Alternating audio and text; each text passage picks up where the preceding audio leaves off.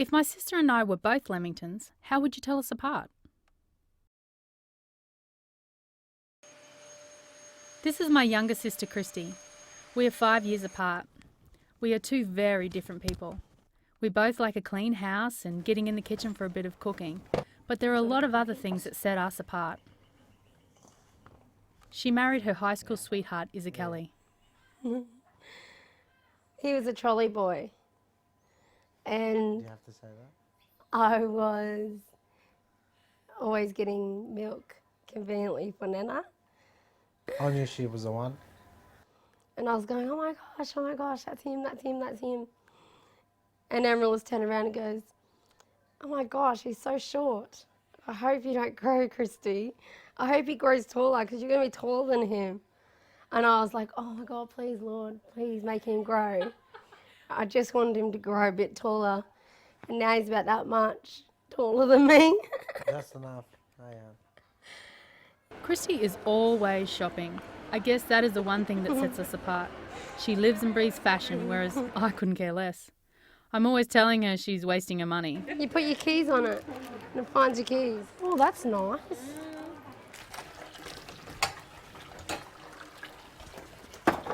Oh, I'm going to go get the kids' jumpers. It's getting a bit dark. Come on, guys. Come and get some warm clothes on. My sister is such a mothering soul. I have 3 kids and they all love to visit with her. Our other sister has 2 boys plus Betty's son. That makes 6. And she happily has them over for a weekend all at the same time. Crazy. She doesn't have her own children yet, but it's in her near future. I wanted heaps when I was younger. I wanted 6. Well, I'll be happy with 1. But now I'd be happy with 2. Yeah, 2 would be a bonus. Not 1. I want more than 1. There are 5 of us in total. Me, Christy and Melissa. Then through my dad's second marriage, Shani and Leon joined the family. We're all really close and very similar, but Christy is the odd one out. My mum always said, God bless me with good looks. No. I always put makeup on it kind of as a mask for who I really am. If me and my sister were Lamingtons, she would be the jam-filled kind. My sister has cystic fibrosis. This disease is multifaceted. It has not only attacked her lungs, but also her entire digestive system, her skeleton, and now she has developed type 1 diabetes as well. When she was born, I could brush the salt off her forehead, off her face, off her arms. I didn't even have to lick her forehead, but I did, to make sure that she had cystic fibrosis. And she did. To me, she did. Did the doctors ask you to? Well, the doctors told me that that's one of the signs, a lot of salt. And if you lick the baby's forehead when it's born and it's very salty, you'll know. I knew, very salty. Could you see the salt? I could brush it off her forehead. That's how salty she was. I can tell the difference between the coughs, you know, when she's sick and when she's not. And now we're going to start my daily routine. So we'll start in the kitchen here. Christy has always had to take a lot of medication. I always felt sorry for her. I had trouble swallowing Panadol when I was little, so I always watched in amazement when she would knock back her pill cocktails. This here is my medication regime. And so every morning I have to do my oral antibiotics. My mum has always been Christy's rock.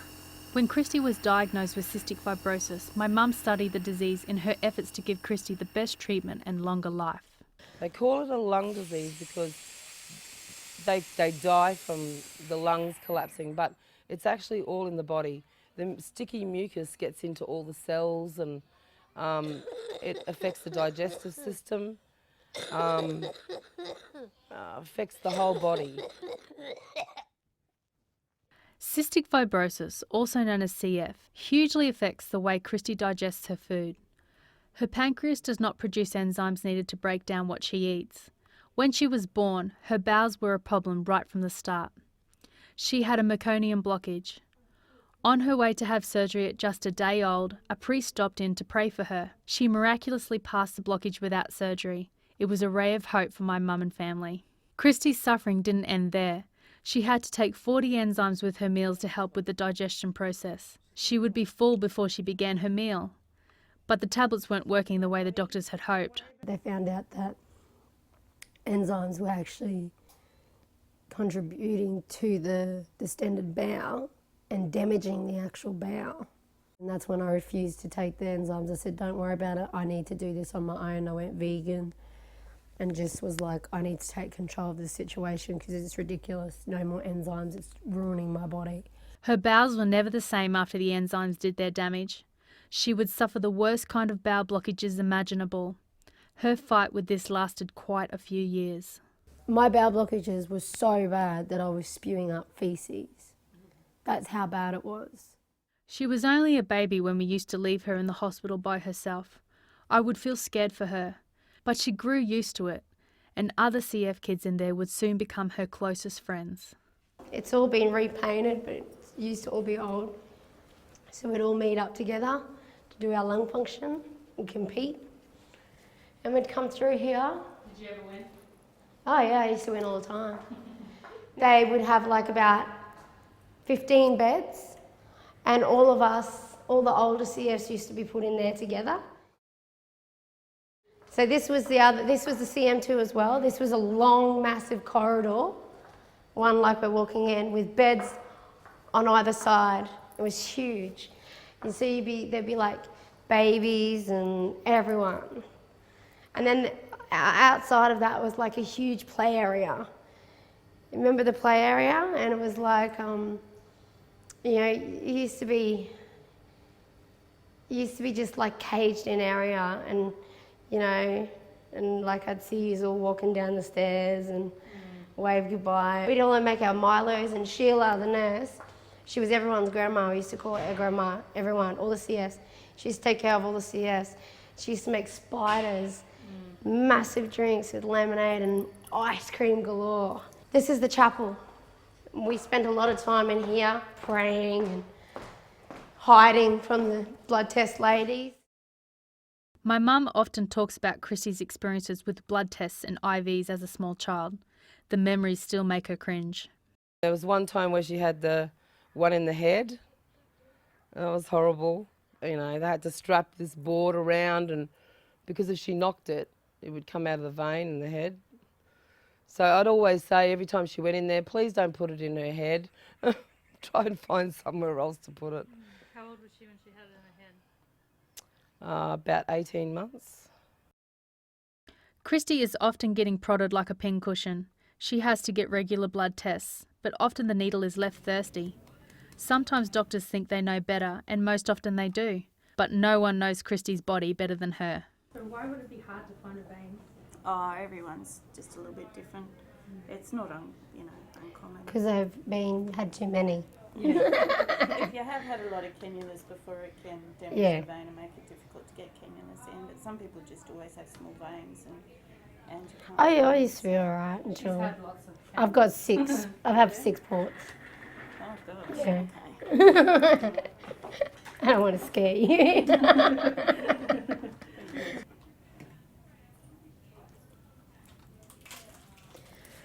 So why did you have the ports put in previously? Oh, I've got cystic fibrosis. Oh, Yeah. When Christy had to get her first portacath, it was scary for the whole family. But it meant that she didn't have to go through trying to produce a vein suitable enough to hold an IV for her drugs. She had hospital admissions every 6 weeks, so this saved a lot of heartache. She had a few portacaths in her time, but I remember one in particular that we would never forget, Christy's first brush with death as a teenager. But I started experiencing pain, a lot of pain. The needle started coming out all the time, and I started experiencing really bad pain down my leg. Went home to Nana's, and within about a week, I collapsed in the shower and my leg had blown out double the size and turned purple. They said, oh my goodness, she's got a massive blood clot in her femoral vein. We need to put her in emergency surgery now. And if the clot travels, it could kill her instantly. It took a long time for Christy to heal from that surgery. Thank God she had a new and improved one. Today we're accessing Christy Lee's portacath, which gets accessed every 6 to 8 weeks. And basically, as individuals with CF get older and with repeated IV access, they actually don't have enough access in their arms or in their groins to actually access their veins normally. So that means that we have to resort to actually putting a portacath in them. I think the biggest thing with CF is that people don't realise how multifaceted, I guess it is. Like, it's not just their lungs, they're just not coughing. Also, it's an adult disease now. So people carry these things into their adulthood, and as they get older, there is a more chance that they'll get diabetes. There is a more chance that they're going to have problems with their bones because they're getting older. And so perhaps at one time they weren't protected so much when they were younger with drugs and stuff like that, but now we know this is happening. They're getting protected more now, but these guys have to then cope with things that are already going wrong because they didn't have that protection when they were children. We were in hospital all the time, most of our childhood. There was a group of us. It was Holly, Tara, Amy, Jamie, and I'm the only one left. And little Kerry was a lot younger than us, but she used to always be in hospital with us. I always looked up to Christy a lot because she used to sort of help me. It made our stay a lot easier in the hospital, having somebody else to talk to and look up to. For me anyway, I looked up to I think it was good to see older CS because it meant that we were going to be that. You know, when we see older CS, it's like, okay, you know what, there's hope, for us. But, like now as an adult, I don't have anyone to look up to, so that is a little scary for me. Whereas, like if I was to die, it would be probably very, very frightening for a lot of the younger CS because they would be shocked. I've always been known as the one that, does everything and fight right to the end, If Christy can do it, we can do it. That's how we sort of look at it. Tara was my best friend. She was 14 when she passed away.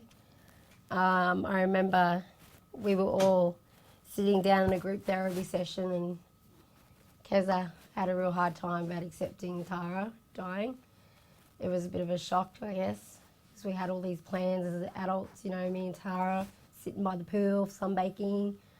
We had a very close relationship, more like soulmates. I felt it, So when she died, I felt like a part of me had died with her. I still celebrate her birthday every year, and even her death, I can go to what are those people that read your cards? Psychic. Yeah, and they always bring up Tara. They'll always say, I have a angel sitting on my side, a young female girl smiling down, and I have a young boy on this side.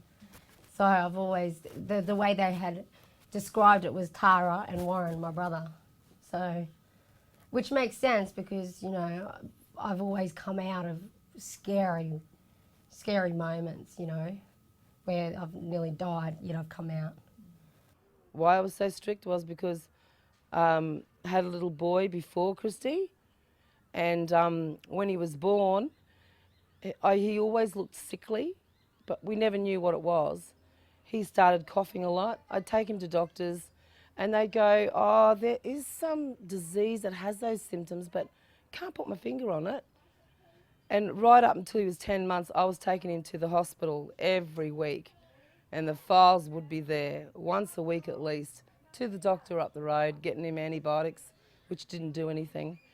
And then I took him to the hospital this one day because he was coughing so much, and they took a chest x-ray which showed a slight pneumonia on one side, and they said to me, well, you can take him home with some antibiotics or you can put him in and we'll give him a drip and he'll be home in 2 days. So, I knew there was something wrong, but it's hard when you're a mother and they start to think that you're a bit neurotic because you're taking him to the doctors all the time. So when he went in there, I'd go up the next day and it wasn't getting any better. Then a week goes by, not getting any better. And then they ended up testing him because the change of antibiotics didn't work either.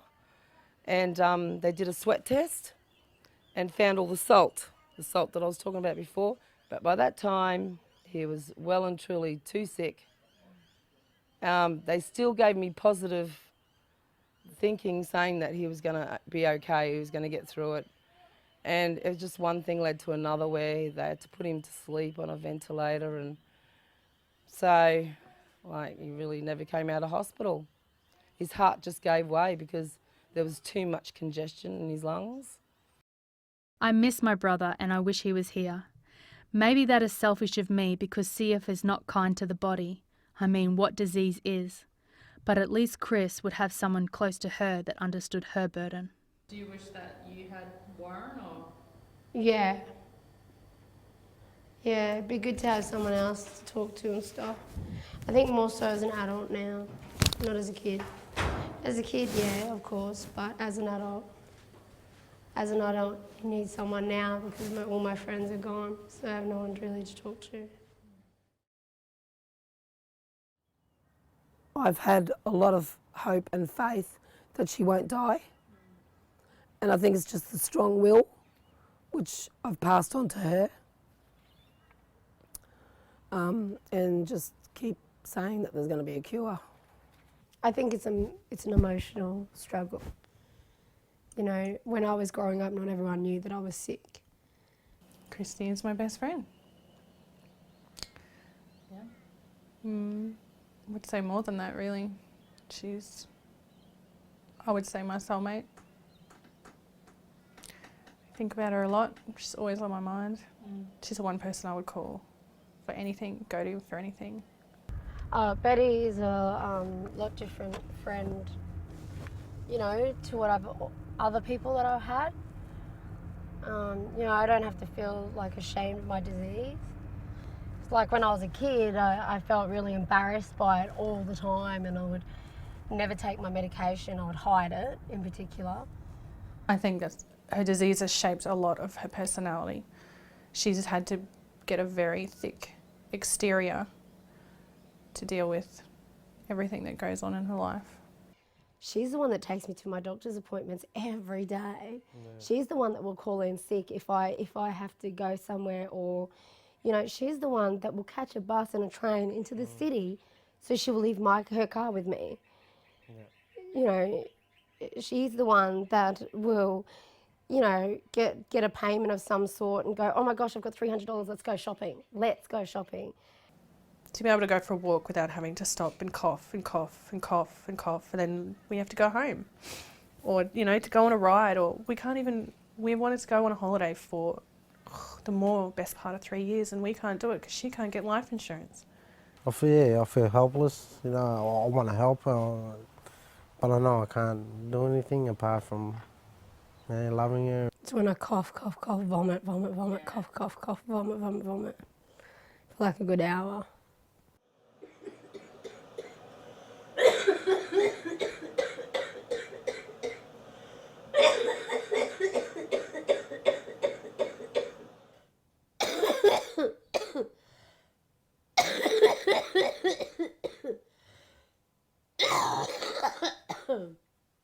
Sometimes it's unbearable to watch her cough. She coughs so much that she pulls muscles in her back. She tries everything to ease the pain. Her lungs have copped a lot of infections. One of the scariest moments for us was when she started having arterial bleeds from her chest. Seeing her mouth fill with blood is an image I will never forget.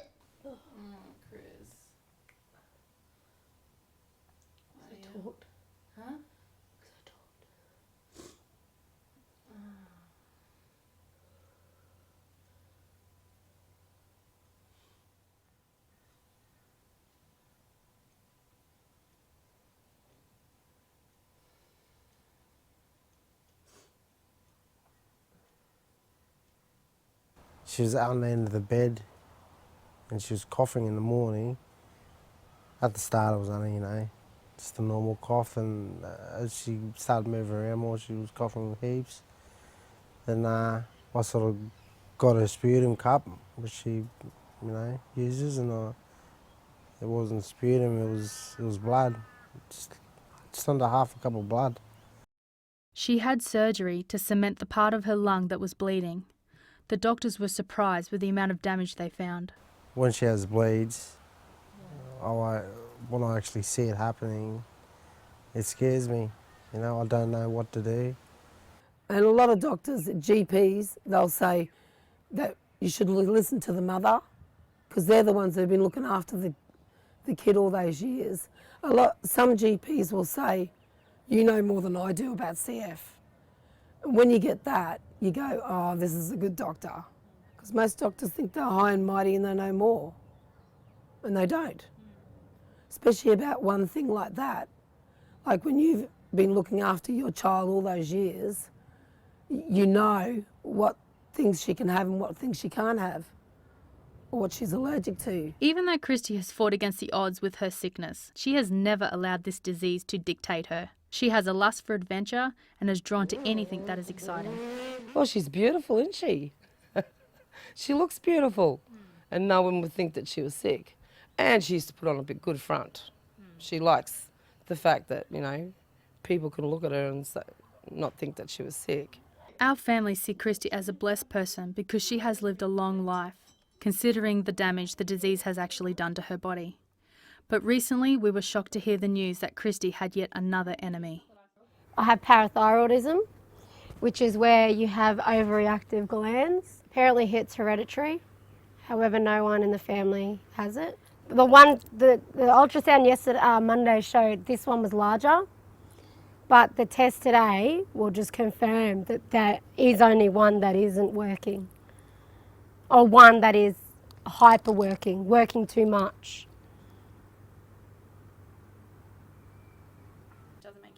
So it's off to the hospital for more tests, more needles, and more wondering about what's to come. They still just circulate through the body. Yeah. And go to those parathyroid glands. How you feeling? I had a really bad headache. Neck's killing me, my back's hurting.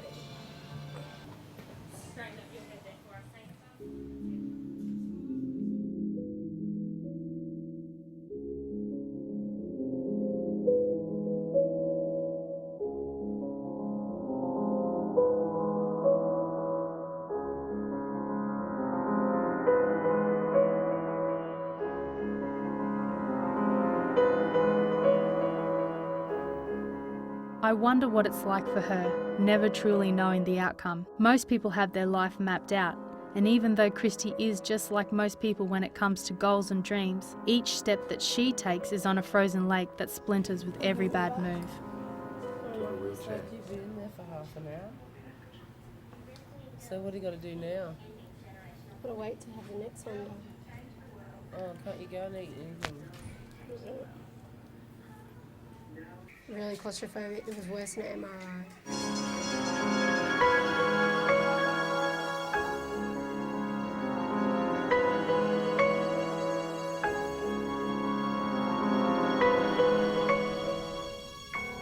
But I really think it's negligent of the doctors. This is one thing that really is making me angry, and that is they knew about her parathyroid 6 months ago. He said it has to come out. They knew about her diabetes. The parathyroid, she's still seeing doctors, as you know. It's such a drag going up there all the time, spending the day there, for them to tell you, come back in 3 weeks. And we might have an appointment for you to have surgery. But this is a life and death situation. That thyroid has to come out. I'm the pioneer of my generation because we're living longer than what CFs have ever lived. And I guess all these other issues are coming out along the way. So, yeah, it's a little frustrating and tiring. It doesn't make sense with the diabetes because it's up and down all the time. That's why she needs some specialist to come in and guide us through it, because 1 minute it's down to 2 or 3 and next minute it's up to 9 or 10, which doesn't make sense for someone who has diabetes. And it's complicated because of the CF as well, and it's probably the thyroid that's doing it as well. So 9.1, that's why I'm tired. it's gone up. My opinion is how she got the diabetes was when she was going through the IVF, and that made her sugar levels go up. And that's when I knew that it was from a diabetes that why she didn't get pregnant. All I want to do in life is have a baby. And then I'll feel like my life is complete and that I've I put all these goals in place, and those goals were like buy a house, get married, settle down, have a career, and have a family. Well, I bought a house, I've gotten married, you know, like, he's the love of my life, but still no baby.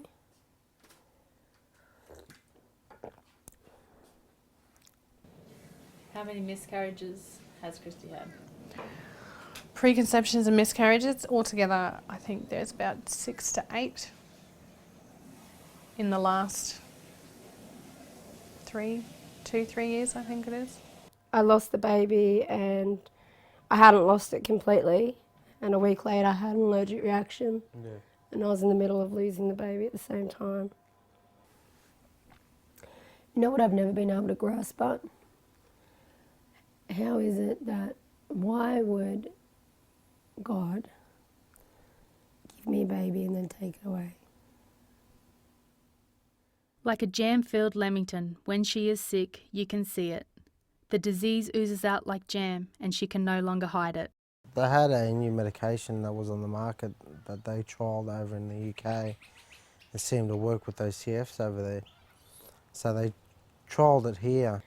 I was having that through IV and I'd had 2 weeks of it. And unbeknown to them, my body was storing it. I had said to them that she was allergic to this drug that they put her on. But they put her on it anyway for 2 days and she started getting the rash and the itchies. I stopped it. Like I said, no, you're not giving it to her anymore. I came down in a rash and I was having fevers at night. She just got hotter and hotter and sicker and sicker. And I knew it was one of the worst sickness because, as I said, Christy's been very private, especially even about someone seeing her with clothes off, and it's the first time in her life she's ever asked me to assist her to go to the toilet. And the nurse come in to do some tests on her and she sort of went out and opened the doors and yelled out code green. No one was monitoring her properly and she ended up going into cardiac arrest.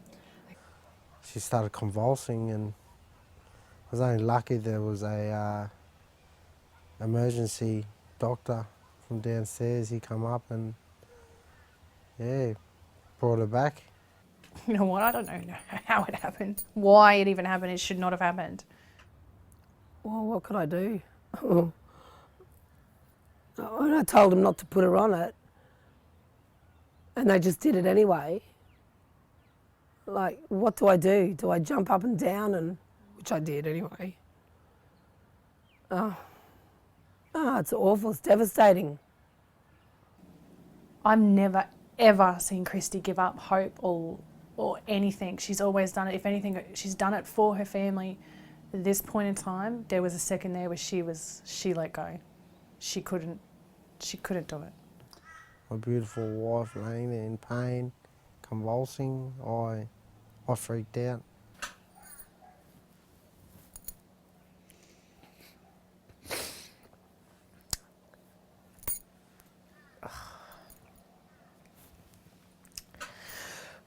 She's still got a lot in her though.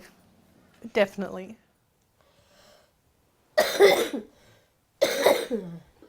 I find it difficult to watch her cough. It knots my stomach. I wish I could take it away from her. Sometimes I tell God that he should have given it to me. Do you think about if the baby's crying? I'm going to go through all that first before I get to it.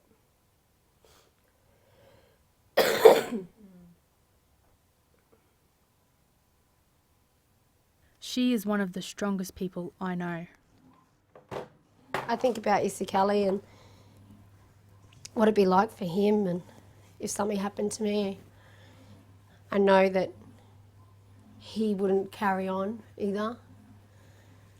And I guess I feel like I know that I have to have a baby so he'll carry on, because I just don't think that I just don't think he'll carry on if I don't have a baby. So, and that worries me. Because she's now 28, she's now having all these other problems, like the diabetes, because the pancreas is not working anymore, the food goes through and not producing the insulin, and you know, all these other things like the parathyroid. And I think that's the reason why people don't understand that adult cystic fibrosis exists, is because these guys don't tell people, because they still do live normal lives and they still do work and try to do things that everybody else does, because they don't want to be known as the person with CF. So they just want to be the same as everybody else. In the future, there will be more people with CF, so, or that your child will meet somebody with who carries the gene, and then they'll have a child with CF. So, I mean, CF isn't a nice disease, but it's nice in the fact that it comes from both mum and dad, so not one parent's to blame, it's actually both parents have actually given this child the gene. I think that's different with a lot of other diseases, because it does come just from mum or just from dad, so it is a bit different. There was a lot of kids who died at a young age, between 1 and 5, yes, when she was little, and that was really scary. But as I said before, it's a maintenance thing, so if you can keep the disease under control for at least the first 10 years of their life, they have got that extra time. She's one of my oldest sisters. She's been there a lot for me.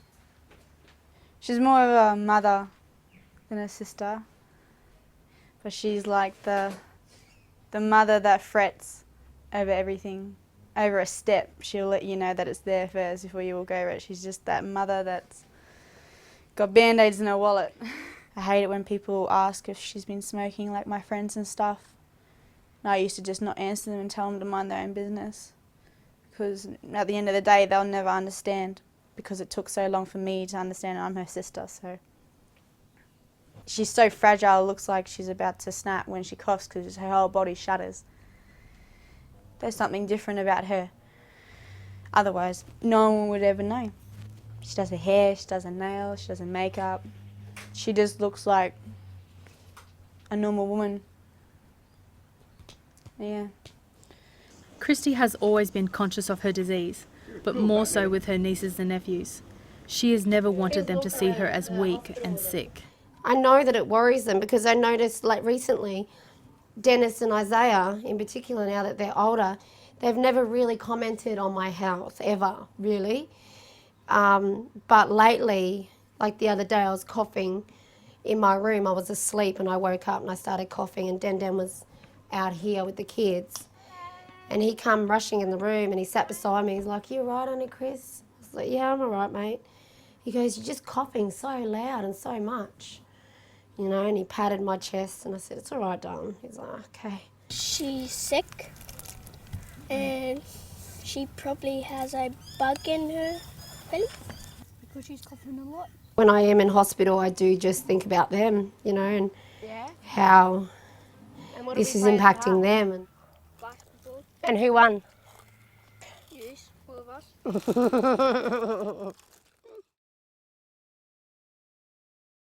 Today is the day for the parathyroid results. So I've had a look back and it looks like your calcium's been high since about 2004. Mm. Does that sound right? That's as far as we've got back on here.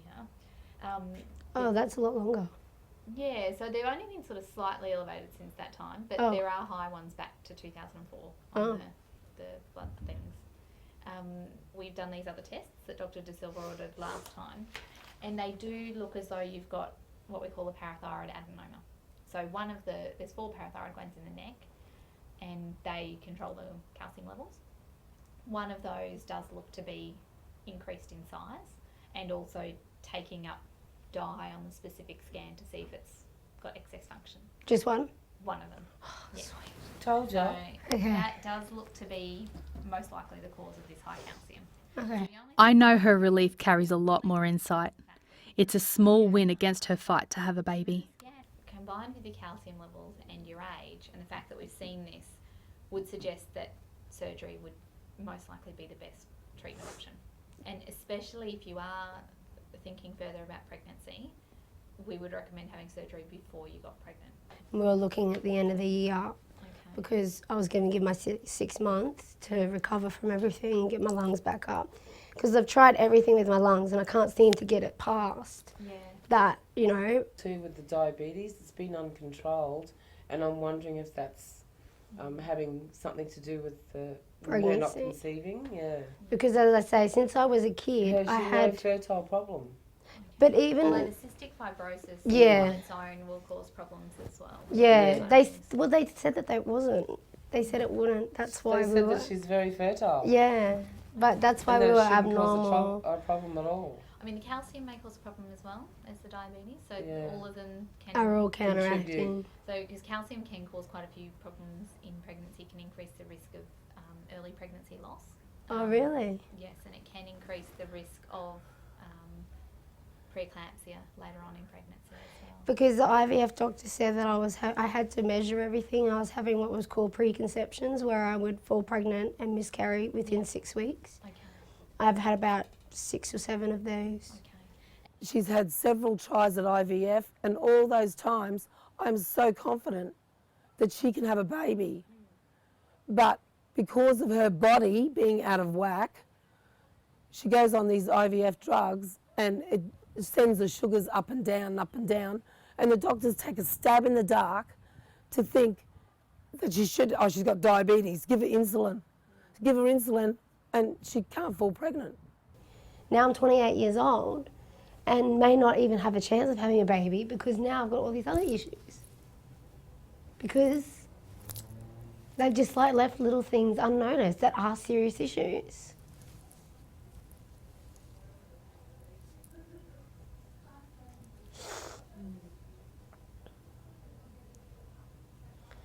If it was 2007, fair enough. A couple of years, yeah, all right. Even that is like, come on. 3 years is a long time for you. On getting bloods every couple of months, don't you review the bloods? Isn't that why you get me pricked all the time? And then they see the calcium levels high, but from 2004, we're in 2011. And he's getting bloods done, like they're ordering bloods to be done. Regardless of whether or not he's not there, there's a team of CF specialists, there's a team of residents and registrars. Someone should have seen it. The nurses talking all this jargon about diabetes that has no understanding. My mum and stepdad look like a pair of robots. What is the nurse saying? Does that make sense to you? Yeah. It actually isn't going to magically get better. This is an example of countless meetings with specialists in the past that answer every question bar the one that matters. Can this be fixed? She hears nothing. All she wants to do is have a baby. I guess for me it's just that I do want some closure, and this is not closure when it comes to the IVF, and that's what we're striving towards, is to be able to do the IVF. It's like I'm going to be in the same situation with the blood sugars. And even though they say, oh, we're here, this, that, they're not, because it's a public system. I've been waiting for 4 or 5 months to get in, for them to tell me this. Now she's going to refer me to a surgeon. I'm going to wait on a list for the surgeon, go to the surgeon, and the surgeon's going to tell me the same thing. And are you okay with it? Great, I'll get you a sign here, and then wait on a waiting list to have the surgery. Not just bypass all that, let's get you on the list now, and in the meantime see the surgeon. No. That's too easy. Cystic fibrosis is a life-threatening disease. The parathyroid could kill her because she will lose her willpower to live. We can all will ourselves to die if we want to. And if she's feeling down, she has cystic fibrosis. She knows that it's going to kill her one day. She wants to get this sorted so she can give her family a good life, her husband a good life. She married someone that she truly loves, and she feels like she's letting him down. I don't even want to think about it. I don't have a lot of girlfriends, and I like that because it's me and Christy. I don't think someone else would fit in. My son looks up to her. I know I would always have a place in the family, but it's like, I don't think anyone would know what to do, really. Because they look at her and they go, oh, there's nothing wrong with her. But really, you go live with her for a week and hear her cough all night and has bleeds. If you could do anything for her, what would you do? Take it away. If I could do that, if I had the money or the power, I would, even for a day, even though I think that would be a selfish thing just for one day, but I would swap my life just for her to be able to know what it's like. People should understand more. It should be out there more. Education is important with that because it's not a known, it's very common, like 1 in 2,000 babies are born with CF every day. Public awareness is very low. Very. And I think there could be more work done by the association to make people aware. I wonder how many people in this world have the gene. Well, that's right, especially in Australia where we are separate, like we are a separate island as compared to the rest of the world. Like perhaps we will actually multiply it more because our population doesn't move as much and stuff like that. So maybe we will see it more, I don't know. So Mum and Paul have a reason to be angry about it because I have been in a lot of pain and they're the ones that have seen it firsthand, how much pain and how much my disease has impacted my life. But see, angry doesn't get the job done. No. Putting the energy into getting the job done is better than getting angry about it. Always. So we'll be right. Whereas all they say is that, oh, we're still learning about it because CFs are starting to live longer because of the treatments that have been developed. There's no support systems at all in place for adults. Investigation, research there's not enough money for. Because I know scientists that are actually in the field researching the gene mapping and all the rest of it for cystic fibrosis, and they are not receiving any money for it, so they have to move to another field where the money comes from. I feel privileged that I'm a part of Christy's life and that I can do something for her. I mean, she's got someone she can rely on 100%, and I wouldn't take that away, and I wouldn't give that responsibility to anyone else because that's mine. My sister brings colour to her room. Yeah, she is a sick woman, but you wouldn't know. She looks like a regular Lamington, just like me, except she's the jam-filled kind. Yummy, yummy, yummy. Who makes the best desserts? Nana. Best orange cake. Is that orange cake? Yeah. Oh, yum. On tap. Oh, I love that. She is meant to have kids. She was put on earth if she does nothing else that, you know, and I will do everything in my power as well to make sure that that happens. And this parathyroid's been there for years. That's never been picked up because she's not a whinger.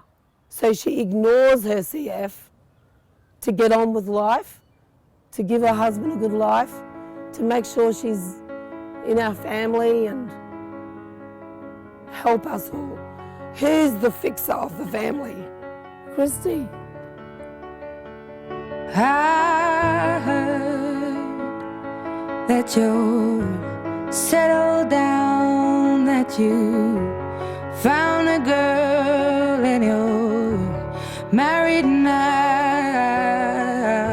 I heard that your dreams came true.